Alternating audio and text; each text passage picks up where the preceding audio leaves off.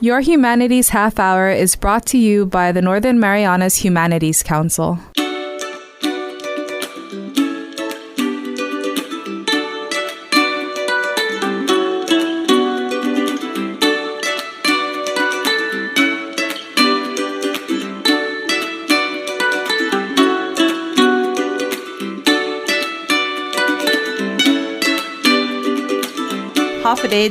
Welcome to Your Humanities Half Hour. I'm Catherine Perry, and today we're looking ahead by looking back a little bit. We have in studio from the CNMI Historic Preservation Office, Luke Simon. He's the historian and archival researcher for HPO. Luke, welcome to the show. Hi, thanks for having me here today. And I have to say, welcome to Saipan. You didn't get here that long ago, did you? No, about 2.5 months now since I showed up. And where are you from originally? Grew up in North Carolina. Oh, really? I would have thought you'd have a stronger accent than that. You'd think that. I was born in Michigan, and my parents were from there, so kind of picked up the accent from them. Yeah, you kind of have more of a Michigan accent then. Yeah. All right. Well, what brought you to the Marianas? How did you find out about us? So it's a funny story, I guess. I did my master's degree at East Carolina University in North Carolina, and another graduate of the same program came out here a few years ago to be the staff archaeologist at HPO. And so once they were looking for the historian, the position I'm now in, he passed the word along to one of our professors, who then passed along to all of the rest of the graduates, and I guess I was the only one crazy enough to apply to move out here. And what made you interested in coming all the way out here? And I mean, it's a big move. It is. I mean, one was really just the job, the chance to get into an office like this that is so hands-on on the ground with preserving history and working through archaeology to do that. And the second, I guess, just was looking for a change from Eastern North Carolina, and this is about as far away as you can get from that. So, and still speak English every day, maybe. Yeah. Yeah. So, just exciting to get to someplace so different. Well, I was happy to hear that, it's kind of a small world. The archaeologist actually who gave you that tip to come out here, of course, is Jim Pruitt. He's there now at HPO, and we've had his presentation on from the Northern Marianas History Conference on the show recently. And then, of course, you also know Jennifer McKinnon, who's done the Underwater Heritage Trail, and she's got so much information anytime she comes in. Yeah. Yeah. So welcome to the family. Thank you. So tell us, for those that may not know, in general, and I understand you play only one part, but what is the role of the HPO? Sure. So there's a couple of different things that were kind of set out back in 1982 when HPO was created. So one of those things is to survey as much of the land in the CNMI as we can to find out what's there historically and archaeologically, and then going from there to protect that stuff from being destroyed, either by accident or by development or whatever might come that's way. Then also to do education to let people know about what we're finding out there. And then, just working with developers then also to be doing permitting and things like that for when development might impact sites. I think this is a really great overview, a big picture of what CNMI does, and I am familiar with the office, but I think breaking it down like that, surveying to figure out what we have out there, protecting it, whether so that it's not accidentally or unintentionally destroyed, especially during development, and educating the community. That's it in a nutshell, really. What is your particular part as the historian or archival researcher? Sure. So I guess most of our office is tied up in the whole surveying and permitting side of things. There's, with how much development there is going on, that's really where everyone's time is going. So while my job title may say historian, really it kind of encompasses the rest of what we're supposed to be doing in one person. Which is a bit overwhelming, but it ranges everywhere from trying to do education, public outreach type stuff to working with our resources like our archival documents or our library, old photos, things like that, to doing research to get sites onto the National Register of Historic Places. So kind of a wide range of things like that. you mentioned the library, which I understand is a big part of what you're doing right now. When I think of the HPO library, I think of the books that are on sale when you walk in the door there, but there's actually a lot. Talk to us about that. Yeah, it's been an adventure digging through everything we have. When you say digging through, do you mean like figuratively or I mean literally? Quite literally going through boxes where things accidentally got put by someone at some point and lost. Have you gone through the entire office yet? Well, you've only been here 2.5 months. Just about, actually. Okay. It's been a process of, obviously we have the publications that we produce to sell. But then for our own research, we then have lots of books published by other people, as well as all of the reports published by archaeologists as they're going out in the CNMI and doing work. Then archival documents. Some of the coolest stuff we have is from James B. Johnson, who was the naval administrator after World War II, and he donated all of his papers. So there we have everything from the original letters that were dropped on Atahan when they were trying to get them to surrender up there, to some of his correspondence when he was running things. Yeah. So there's lots of cool stuff there, and then just so many photos. That's something I'm just starting to scratch the surface of, is all of the historic photos that people have given to us over time. What is the condition of these physical things that you're finding after all these years? It's mostly pretty good. Fortunately, my predecessors in the office have taken pretty good care of things. So really, it's just up to me now to see what we do have, but not too worried about any of it. It seems to be in pretty good shape. Other than Johnson, have you come across any other surprising finds as you gather or go through all of this material? It's a good question. I guess we do have things like the logs from a B-29 during World War II of someone recording everything they did every day they were going out. We have just family photo collections that a family will collect of the times that their relatives were here, that they've then either donated the actual photos or scans of those photos. Mm-hmm. Another cool thing to me that's not so much a secret, but we have a lot of really great oral history stuff written down in our office. Everything from Rafalwash sea chants to oral history of people who were here during the war to lots of cool things like that. You sound like you have a really cool job. Yeah, I enjoy it. I enjoy getting to dig into books like that on a daily basis. It's one of the reasons I jumped at the chance when this job came up.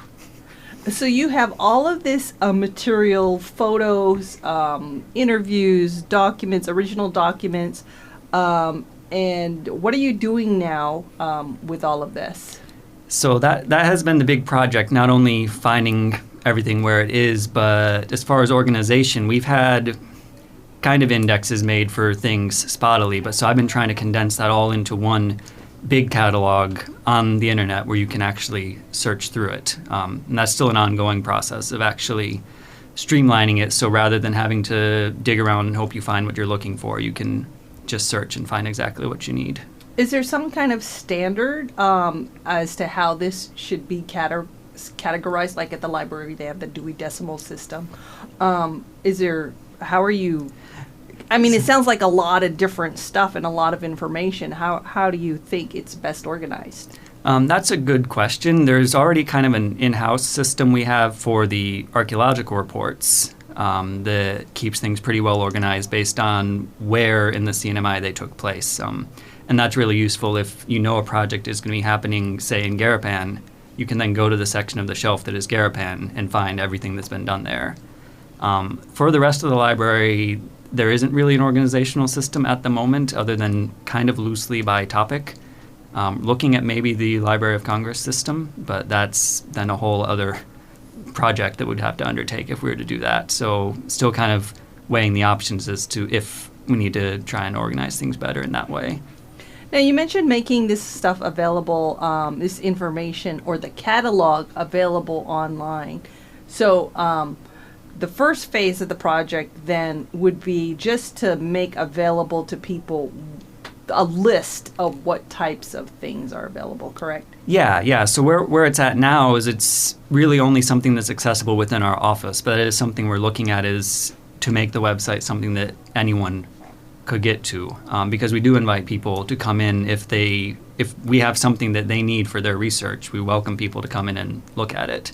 So just to facilitate that, I think it would be great to have everything that we have listed online so people can find out if we have it.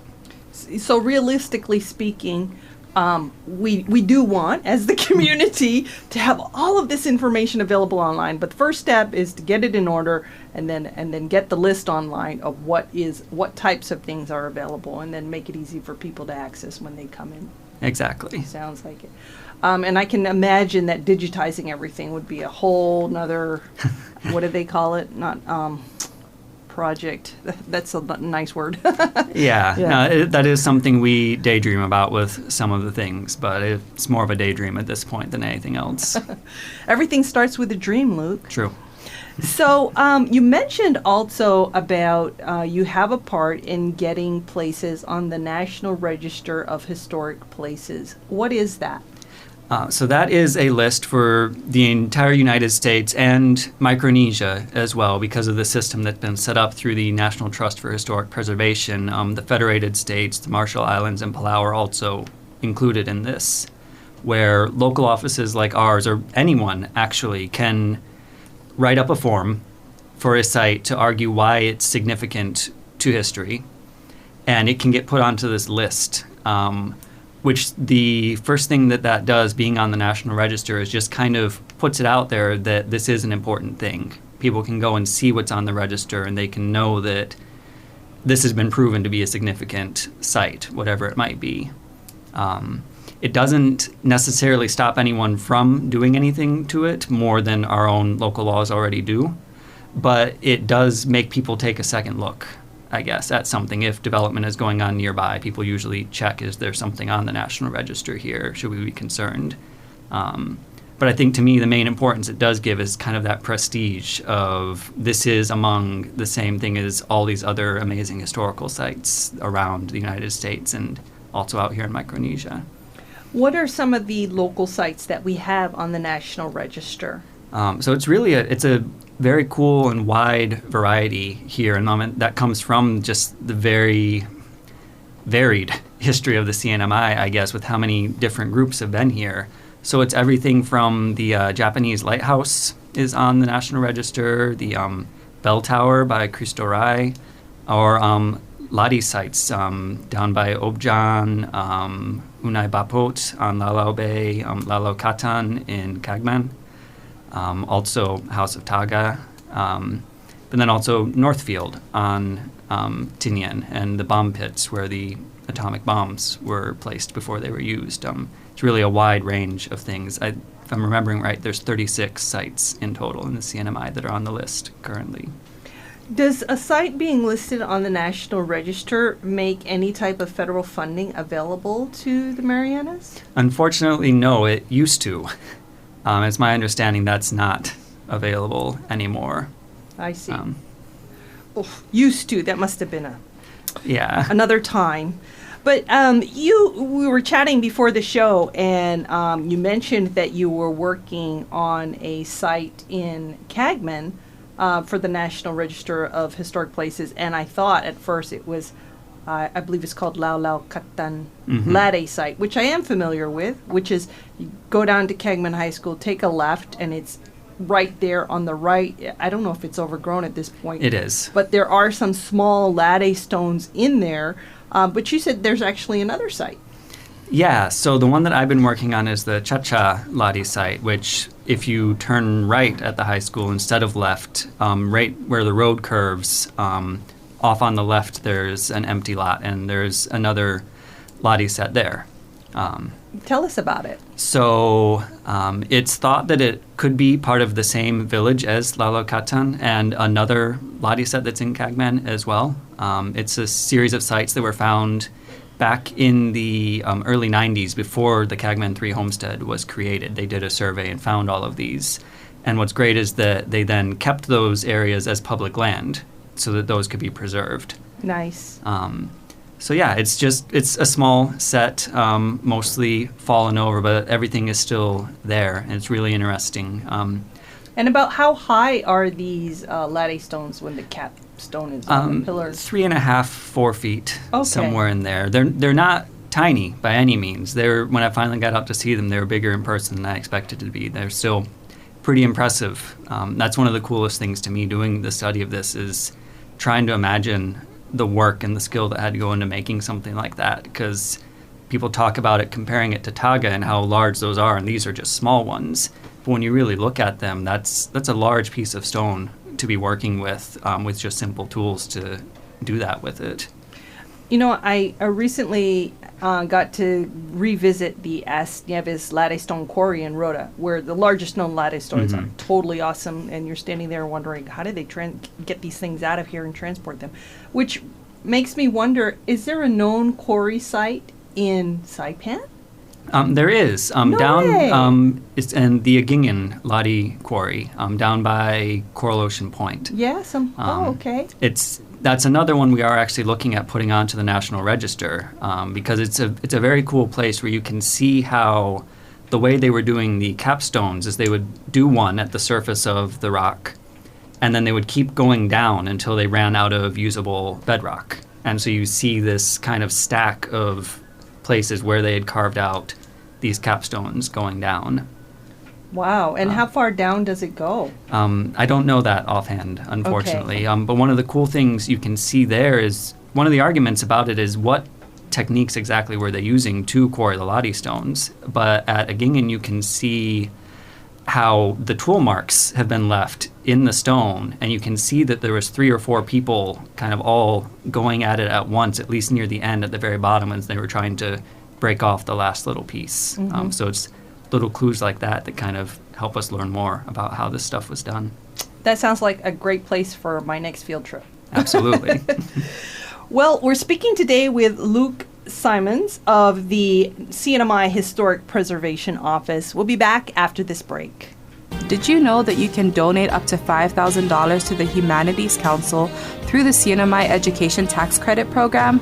Donations from individuals and corporations qualify and can be used to offset your local wage and salary tax, BGRT, and earnings tax.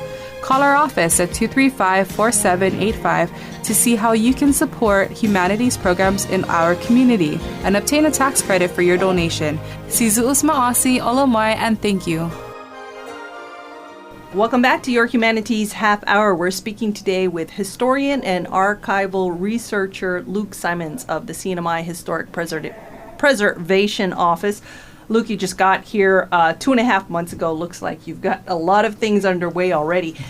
You were mentioning in the beginning that one of the roles of the HPO is public education, and that falls under you in a large part. Of course, everybody has their part, but tell us a little bit more about that.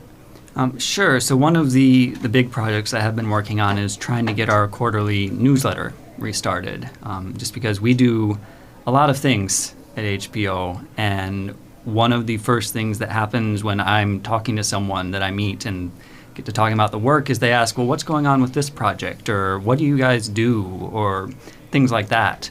And so that's kind of the goal of the newsletter, is to get that information out to the public, because this is not our heritage, this is not our work at HPO that we're safeguarding and keeping away from the public. This is the CNMI's heritage, and we're just working to preserve it and learn about it. And so the newsletter is one avenue where we can say what we're doing and help people know about that. So that's been a big project. We're hoping to put that out in December, the newsletter. Great. And how is that going to be distributed? Is that something via email that people can sign up for, or what are you thinking about that? That is a good question. I know that we print a lot of copies and those get distributed. I will have to ask, honestly, about the email distribution, because there's no reason we couldn't do that. PDF it, and yeah, that would be great. I think it'll be a great resource. Even, I always think about kids in school that are doing research or interested in this type of thing, because there are a lot of young people interested in our heritage and interested in history, and, that might give them some leads on what they can do the reports on. You mentioned also that you do some research assisting the archaeologist, like For example, how would that work on I guess that's in relation maybe to a particular project or? Yeah. So that really would kind of vary case to case of if the archaeologist wants to know, based on historical sources, what we can say was in a particular area, then maybe that would fall to me to try and look back at what we have to see who owned this land or what was built here before. But it could also extend to trying to look back at archaeology that's been done to get a better idea of what we know is in the area. So that's kind of an amorphous job description type thing of what might go on there, but that is one important aspect of the job. Earlier in the show, you mentioned the library for HPO that you're working on, and you're also looking for things to add to the library, aside from trying to catalog everything you already have. What types of information or material is HPO wanting to add or would be important to add, you feel? There's a wide range. We just recently purchased a book about archaeology in Micronesia generally that we didn't have. So it's things like that from published works that we might just not have yet. But no history is unimportant. And so really anyone, if it's something written down that your grandmother told you that we could have on file, that would be amazing. If it is old family photos, it's anything that can help us learn more about the stories that have taken place here. That's important to HPO, and it's important to have that in a place where we can use it for research, but also it can be preserved for other people to learn from it as well. I think that's an important thing to remember is it's not just about the artifacts, it's about the people and the stories. That stories are really the key of all of it. It's just different ways of going about telling them, I think. So in your short time being here, what do you feel is most fascinating about Marianas history? So that's, I think one of the cool things about Marianas history to me is that it has so much to offer for people whose interests are different. To me, the prehistory is the most interesting. The looking back to when things were so different, when people were first arriving here, learning how to make the island work for them, and then seeing what grew out of that when you then go and look at the Lottie stones and you can read about some of the civilization that had developed from that. That to me is incredibly interesting. I think part of that also maybe comes from a bit of the mystery when you start to go farther back and there's less that we can say for sure about it. But that just means that there's more to discover about the history, and that's always going to be interesting, I think. A lot of, or several people have said that the Marianas should apply to have the Lottie Stone site or sites on the UNESCO World Heritage Site. Do you have any opinion on that? It's funny you should mention that because I did work at UNESCO for 6 months just after I graduated from my master's program. And I think it's a worthy goal. It is unfortunately similar to the National Register of Historic Places in that it mostly grants prestige and acknowledgement that this is important. UNESCO's budget is unfortunately struggling since the United States pulled funding out a while back from that. They lost about 21% of their budget then. And so they really don't have much money to help people out with preservation or things like that. But it's very important because if people are looking to go, where in the world should I go to see heritage sites, that's going to be one of the first places they look is that list, because that's kind of that recognition that it gives you. I've heard that there's actually people who want to go around and visit the World Heritage sites. It's like their bucket list is the World Heritage Exactly. I mean, to me, it's kind of similar to the 7 wonders of the ancient world. As soon as you write this down on a list, it becomes ingrained that these are the things that are worth visiting. And so it does have importance in that way that it would acknowledge this as something that's worth taking the time to come here to see. But it's not really an easy task to get on that list, is it? Not at all. At least my understanding I gained from my short time over there is it's a very political process of each country vying to get as many of their own sites on as they can. So it certainly wouldn't be easy, and the U.S. is becoming less and less involved with UNESCO for political reasons as well. Well, Luke, we really appreciate you coming over and sharing about your job at the CNMI HPO. Any final thoughts before we go? Just would invite anyone that does have questions about what we do or suggestions about what we could be doing or just stories to share that I'm there and I'm ready to talk with anyone. I'd be happy to learn. And what is the contact information for HPO? Sure. Our phone number is 664-2120, or the phone to my office is 2124. And my email, if anyone is interested, is lsimonds.cnmihpo@gmail.com. One more time. lsimonds.cnmihpo@gmail.com. Okay. And does HBO currently have a website? We do, but it is in desperate need of being updated. That's another project we're working on right now. I'm going to stop asking you questions. You might get depressed thinking about all the things you have to do. But thank you so much for your time and for sharing today. And as far as in relation to your public education, just give us a call if you have anything else you'd like to share. Absolutely. Our guest today has been Luke Simonds, the historian and archival researcher of CNMI HPO. This has been your Humanities Half Hour. I'm Catherine Perry. This program was supported by a We the People grant awarded to the Northern Marianas Humanities Council from the National Endowment for the Humanities. Any views, findings, conclusions, or recommendations expressed in this program are those of the participants and do not necessarily represent those of the National Endowment for the Humanities or the Northern Marianas Humanities Council.